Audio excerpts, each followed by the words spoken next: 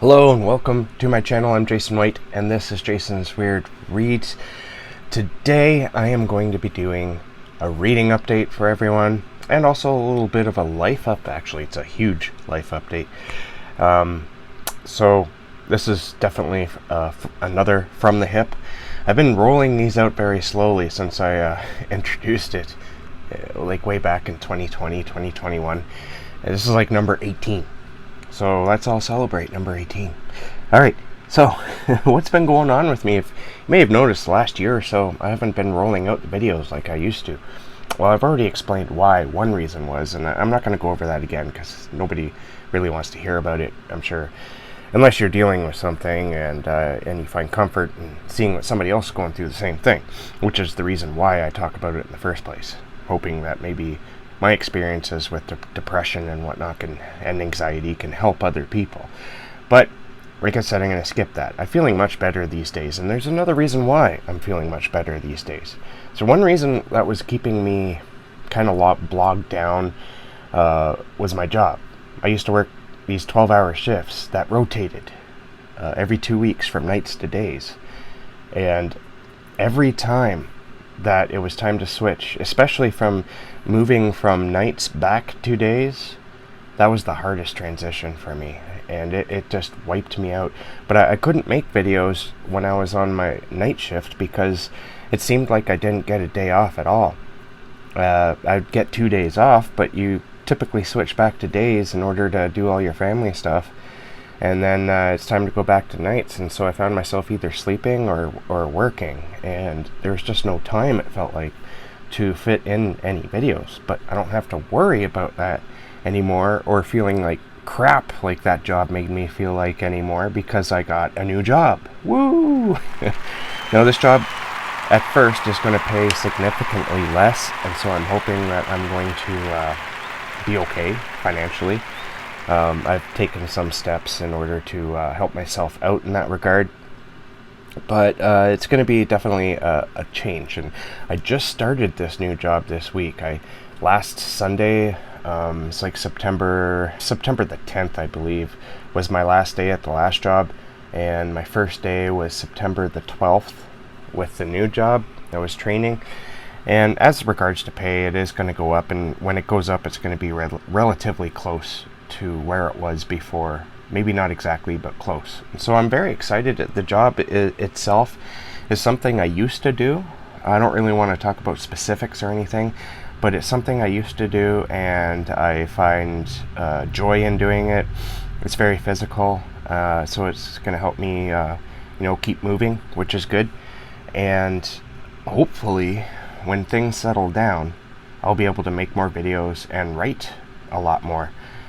I went into the other job thinking that I would have more time to write and when I started making videos, make videos, because you typically work 2 days on, get 2 days off. But like I said, the only time I really had was when I was on day shift. Those 2 days felt like actual 2 days off. You know, when you're working 12-hour shifts, that eats up the entirety of your day, especially when it takes a half hour to travel there. So, you're taking another hour out of your day traveling back and forth. And so when you get back home, the only time you have left is really like maybe an hour and a half to spend with your family, and to, shower. And then you go to bed, you sleep if you can, up to 8 hours, 7 to 8 hours, and then it's time to get back up and go back to work. So I went from those 12-hour shifts down to 8-hour shifts, and I couldn't be happier. I'm so glad to be living like a normal human being again, at least what we take as normal in this day and age.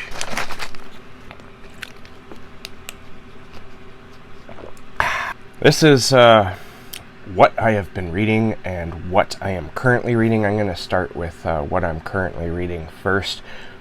The interesting thing is I haven't actually started one of those books yet, because I just finished the book I'm going to be talking about in what I've been reading. The very last book is what I just finished, like just last night before I went to bed.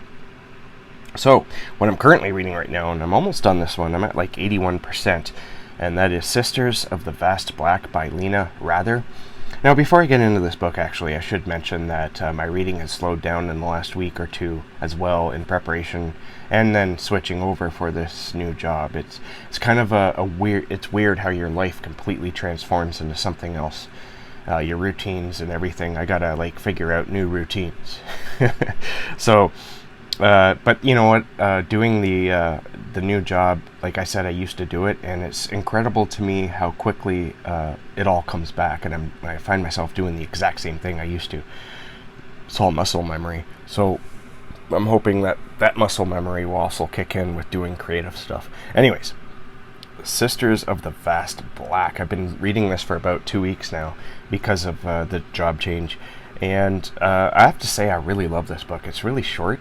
It's like 160 pages or something like that, but it's one of the weirdest space books I have ever read so far. Anyway, actually, I would compare it a little bit to Ship of Fools. Somebody, when I mentioned this book in my video, because I'm reading this book for the Space Opera September, hosted by Thomas from SFF 180, Shades of Orange, Rachel from Shades of Orange, and Secret Sauce of Storycraft. So I'm reading this for that. Anyway, somebody in the comments, when I mentioned that in my 2BR for this readathon, said that my description made it sound a little bit like Ship of Fools, and you know what? It does have a similar sort of feel to it, especially at the beginning. As the book moves along, it's absolutely different. But the very beginning of the book, you do get some Ship of Fools vibes, and I like that. But what gives the vibes is that you have this religious sect, and both books are Catholic, except in the Sisters of the Vast Black, they're not just Catholic. It's a ship full of nuns, Catholic nuns, and the ship is alive, and it is described as sort of like it's flesh. It's flesh and blood. It's like a giant snail in space, and it travels along, and the descriptions of the inside of the ship are absolutely fantastic. I'm going to save more description of this book for my next From the Hip reading update, but it's safe to say I'm going to really enjoy this. Will it make my top 10 of the year? I don't know, because I've read a lot of really great books so far this year, and it's going to be really hard narrowing everything down to a top 10. All right, I'm just about to start How to Sell a Haunted House by Grady Hendrix. I'm starting this off for my spooky season reads. Spooky season, I think, for a lot of us here on Horror Booktube. A lot of us here start celebrating Halloween once it turns September, maybe even a little bit before. For me, it's September 1st is the beginning of spooky season. At least I declare it that way, but I don't really start feeling it until maybe September 15th or 20th. So I'm going to have a to be read, because I this morning, just while I was finishing up my plans for this video, I also came up with plans for another video for my October to be read, my spooky season TBR, or pile of possibilities, and I will share that shortly, right after this video. It's going to be a good year, I think, or a good season, because I picked some very interesting books. But How to Sell a Haunted House by Grady Hendrix is a book. It was released just this year. I think it was in like April or May when this book came out, and I wanted to read it right away, but as I typically do, I held off. I just paused. I don't know why I do that, but I do. At least this time it was only months instead of the typical years. I usually wait to read one of my favorite authors' new books. And then there's times when I just stop reading them, and I don't know what's going on up here in regards to that. Maybe I don't like them as much as I think, but I think, honestly, when I do that, it's like I'm doing it to sort of savor the anticipation of reading that book by my favorite author, if that makes any sense.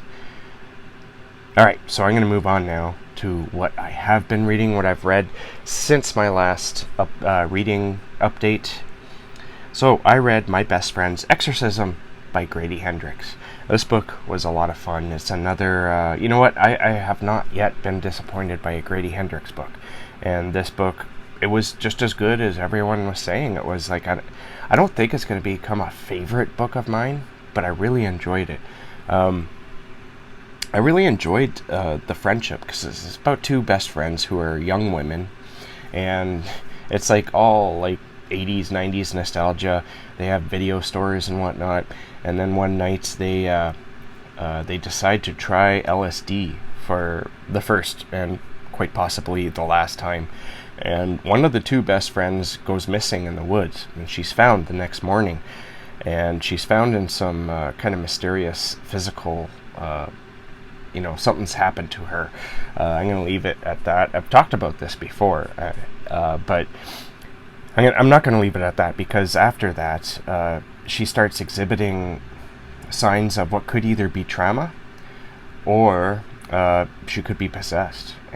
And it's interesting on how they come to believe that she was possessed, and there's some interesting consequences to everything that happens. But overall, I really enjoyed this book. It's a lot of fun. It's interesting that people say that Grady Hendrix is like light horror, or I guess light horror is the best way to put it, but I don't find his books all that light, so to speak. When it gets horrifying, it gets really horrifying and nasty and brutal. Most of his books, like, they might not be gory, but the things that happen are, you could still say, are brutal. Grady Hendrix is now cemented, in my mind, as a favorite horror writer of mine. I've read like 3 or 4 now, so it's time. I've loved each one too, so it's time to say, yeah, he's a favorite. All right. I also read Bad Moon Rising by Louisa Colin. Louisa Colin. I don't know why I have so much trouble pronouncing her last name. Anyways, I read this for the interview I had with her. Put the cards wherever it goes up there. And we had a blast talking about this book. But I really enjoyed this book. It's a very dark, family-oriented story. And I've never read a family like this before. It's something that if it were ever to become reported in the media, there would be true crime books being written about it. Of course, if this book actually happened. But like, this is one messed up family, and a very sort of dark. It's not openly dark. Like, I'm not talking. They're not cannibals or anything crazy like that. It's just the way they treat each other, and you have to read the book to understand what I'm talking about. But it's like a sister and a brother, and they don't even know they're related. Not really, anyway, till later on in the book. And there's like this, one of the main characters is a young girl who like starts falling in love with her teacher at school, which is a big like, what? And there's just so much going on in this book, and it's fairly short as well. I believe it's under 200 pages. I really enjoyed this book, and I can't recommend it enough, especially if you like quiet horror, more psychological horror. Although there are some aspects of supernatural in it. There's a little bit of witchcraft involved. But this book is highly recommended. It's very kind of dark and weird, and just go read it. It's awesome. Louisa Colin herself is a fantastic person to talk to, and I'm looking forward to talking to her again. All right, I also finished The Creative Act by Rick Rubin. Now, this book is probably one of the more spiritual approaches to creativity, and that's what I really enjoyed about it. Sort of like Eastern spirituality. There's a lot of like sort of Buddhist philosophy that goes into this, and other Eastern traditions. And that's what I liked about it. I didn't know Rick Rubin was so into that. I wouldn't hesitate to say that he's a spiritualist of some sort.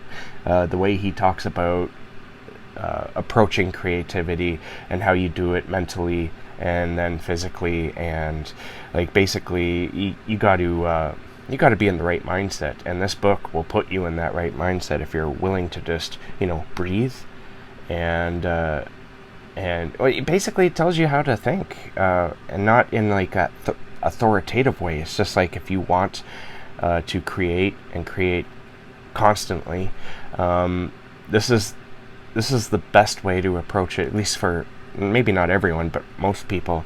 This is the best way to approach it mentally. And I mean, because that's where it all comes from. It's all mental, right? So that all may sound a little bit woo-woo, a little bit, flimsy, spiritual, woo-woo, but it's actually very, there is some, actually I'm going to say there is some woo-woo stuff in there, but whatever, man. I think it'll help most creative people. He talks mostly about music because he's a music producer, huge music producer, but you can literally take this as any art form, and he talks about other art forms too. He's like, whether you're a writer, a painter, or you're a musician, but he pulls a lot of real life examples without naming anyone from his own career, which is dealing with musicians. So he often says musicians or time in the studio and whatnot, but literally you can use this for anything in the creative, even making videos, honestly. All right, next up, I read Transmuted by Eve Harms. Now this book, oh my god, this book is crazy, and in the best possible way. Now, I'm really bad with character names. After a couple of days of reading a book, their names are gone. I can't help that. I'm just terrible with names in general. So the main character is a trans woman, and she's going through the process of changing. And the problem that she's having is that she still looks a lot like a man, like facial features wise. She's got like a strong jawbone and everything like that, and she doesn't want to look that way. So she, being an influencer on YouTube, I believe, she used a GoFundMe to raise money in order to get surgery to change the way she looks with her face, so that she looks more feminine. And she raises that money. And right in the live stream celebrating the GoFundMe, her sister texts her saying that their dad has cancer and he's at like the end stage of cancer. He's going to die. But there is, of course, an experimental procedure that could cure him, and they need her money from this GoFundMe to in order to proceed with that. You know, when I read that, I was just like, of course, this is the type of thing that happens. The universe just throws this shit at you all the time. So the main character is like, okay, I guess I have to do this, right? Never mind like the legal implications. She starts to worry about that as well. Like this, she could end up getting sued and whatnot. So she sort of becomes reclusive towards her audience. And you could see why she didn't really know much about what was going on with her father and that when she goes to visit her father, because they obviously didn't understand what she's going through and the transformation she was going through, and B, they didn't really support it. And so I don't think they, family members like that would understand how much that hurts the person who's going through a transformation like that. It's like a lack of compassion that sometimes people just adopt because of what was societal norms and whatnot. And, things are changing. People often refuse to change with the times, and you see that. You see that all the time today, especially when it comes to transgender people. So she, anyways, while she's visiting her father at the hospital, she sees a Facebook ad advertising somebody local who's a doctor.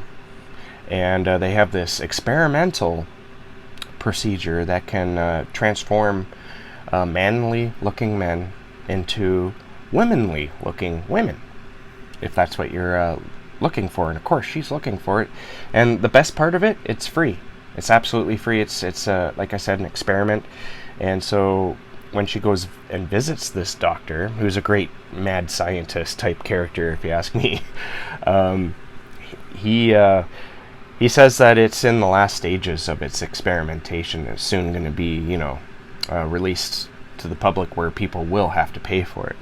All right, that's where I'm going to leave the synopsis for this, because when she starts taking that procedure, Weird things. Actually, first it starts. It's doing what was promised, but then it starts to change, and it changes in some pretty wild ways, and it takes our main character into something that was completely unexpected on my part.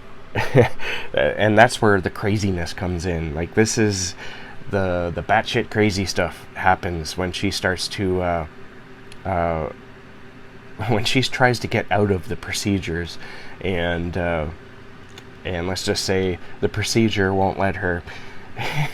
And like I said, she goes some crazy places, and this book is just like bonkers, and I loved it for that. I highly recommend it. I've seen it praised a lot here on booktube and over on TikTok, and now I know why. Go check out Transmuted. You won't be sorry. Next up, I read Beast of Burden by Judith Sonnet.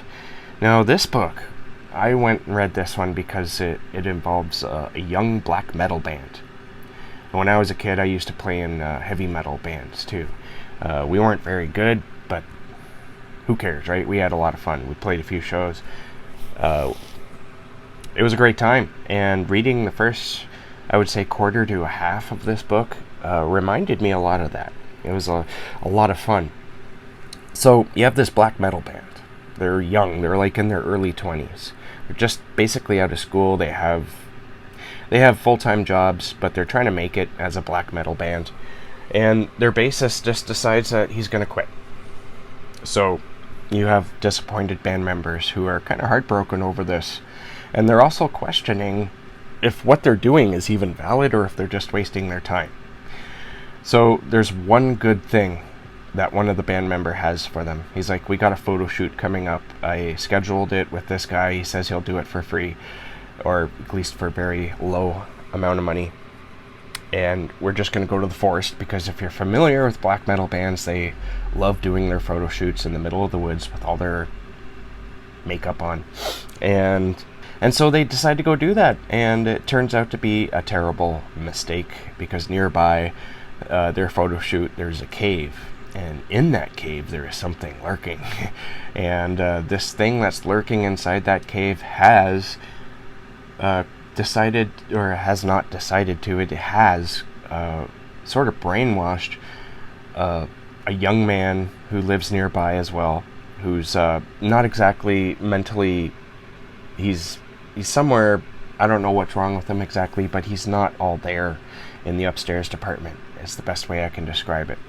And so it has him under its wing, so to speak, and they end up in that cave. And let me tell you that the things that happen in that cave, it's, oh my god, it's this is another batshit crazy story, and I absolutely loved it as well. If you've ever seen the movie Baskin, it's like a Hungarian horror film. If I can, I'll put a poster for it up there. It kind of reminded me a bit of that. There's no similarities whatsoever, except for the sort of underground dwelling with this weird shit going on at the end. And weird and gory shit, may I add. It's very gory and disturbing. It had that feel to it to me, and it is very hardcore. Definitely check your trigger warnings for this one, because it's, it's Judith Sonnet. She's very well known for her splatterpunk and extreme horror, and this is definitely belonging in that category, especially the last half, or the last quarter at least. It's very good. It's very good, though. I think I gave it 4 stars. I absolutely loved it. All right, moving on to A Gift of Death by Danielle J. Volpe. Now, this book I listened to on audiobook, and let me tell you, I'm glad I didn't have it blaring on my car stereo while like going through drive-through, because holy cow, there's a lot of sex in this book. A lot of sex. That's not really my forte. I don't really enjoy it when books get really spicy. I'm more about stories and being creeped out and all that, or flying through space, or being on a horseback with a sword, I mean, spicy stuff, of course, it does have a place in books, and it does have a place in this book. It is rather part of the plot, but I think it's also used, because a lot of extreme horror likes to just go there And if you took out all the sex, you'd probably have a much thinner book. But I still overall I enjoyed the story. I don't think it's not gonna make my top 10 list at the end of the year. It was okay for me. I enjoyed the story. It's about another heavy metal band, except this one is more successful and they're touring, but it's a vampire of 2 women vampires and a human drummer who's sort of like their Renfield or Hound of Hell that takes care of them while they're sleeping during the day. And somebody kind of figures out who they are, and they put a hit out on them because, well, it's not the people who figure out who they are parents of somebody whom they killed in the past. So it's basically these 2 worlds: the hitmen and vampire killers, and the band. And there's also a kid in the middle, like an 18-year-old kid who's kind of fed up with his life at school. I think he's 16, not 18. And he kind of wants it to end or become a vampire. And so all 3 of these worlds collide at the end, and it's crazy when that happens. There's a lot of violence and, like I said, a lot of sex. And if that sounds appealing to you, you're going to love it. It wasn't exactly for me, but I still enjoyed it. I think if it was written in any other way, I would have DNF'd it and hated it. But I found the characters, even though rather unlikable, each one of them, they were still interesting and appealing. So take with that what you will. I do recommend this, especially if what I was talking about appeals to you. Again, check your trigger warnings with this one too, because I don't know if I guess it is a little bit extreme or splatterpunk, but it's definitely got its gore and it's got its sex, so there you go. I need a drink. Alright, now, only 2 books left here. I also read on my Kindle a new author that I discovered on TikTok. I came across this TikTok suggested. Sorry for the wobbly camera there. TikTok suggested this guy's channel, and so I started watching his videos, and I really enjoyed what he said.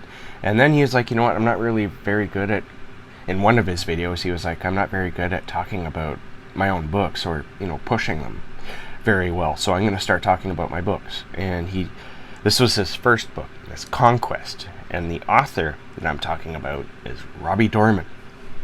So he went on to describe Conquest, and what he described was a story about a biker gang / werewolf gang. So you have a pack of werewolves they're also a biker gang.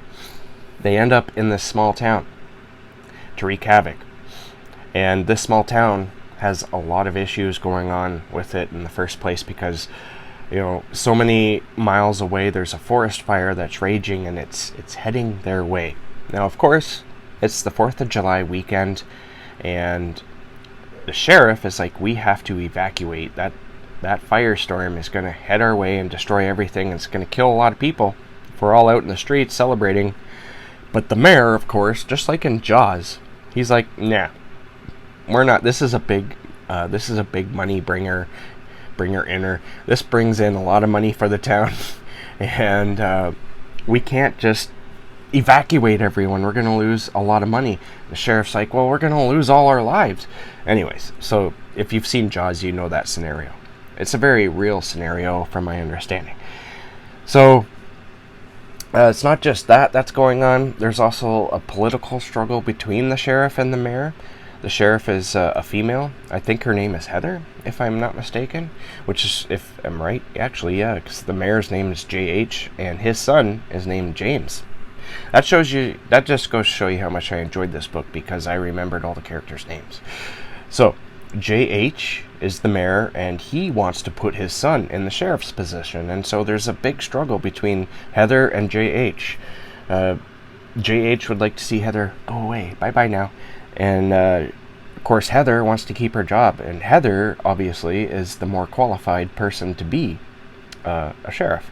And James, J.H.'s son, he's going through some questionable things himself. He doesn't really understand who he is, even though he's He's a grown adult. He's struggling with something, and he comes to terms with what he's struggling with while all this is happening. And again, the only real likable character in this book is Heather. I really loved Heather. Everyone else, mostly, well, maybe not everyone else, but a lot of the other characters like JH and James, they're all kind of slimy. James's wife isn't exactly slimy, though.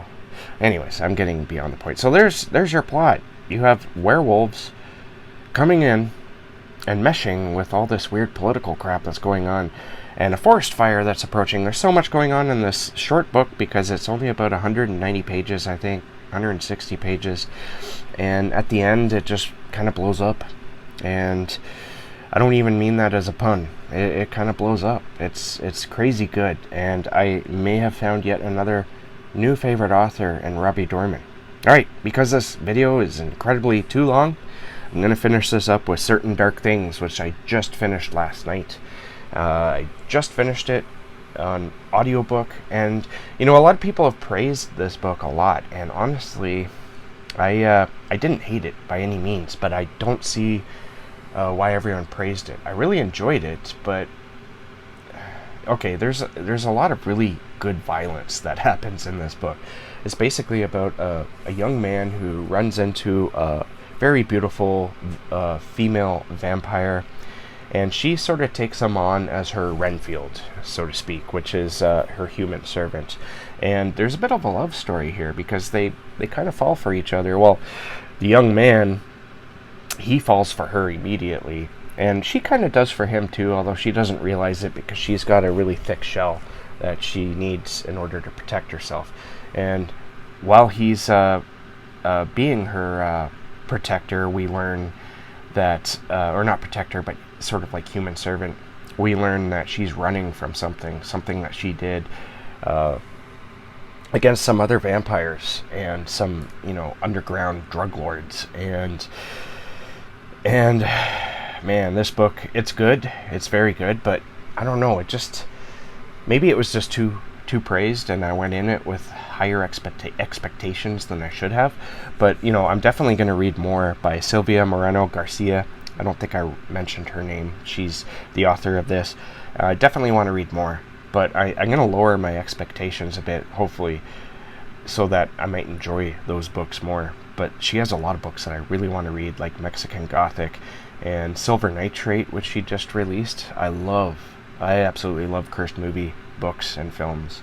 So that is what I've read recently. Let me know deep down there in the darkness what you have read recently, and if you have stuck by me this long, I can't thank you enough. Thank you very much. Please leave me a stack of books or pumpkins. You know what, it's time to add the pumpkins there in the comment section, so let me know that you've watched the whole thing, or at least skip to the end. Alright, thank you. Keep being safe and keep being creative. I'll catch you guys in the next bookish video.